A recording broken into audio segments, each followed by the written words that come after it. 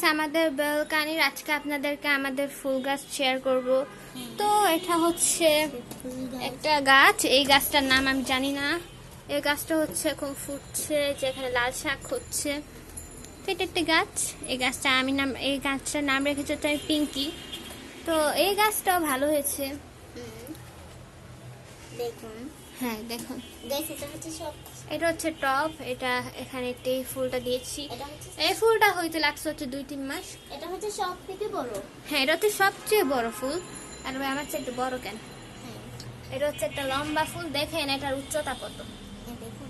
আর এখানে দেখুন, আর এটা হচ্ছে একটা ফুল, আমার পছন্দ ফুল এটা। ওয়াও, কিউট আছে।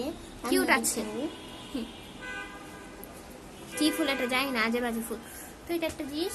তারপর হচ্ছে এগুলো হচ্ছে লাল শাক, লাল শাক ফলাচ্ছে এখানে।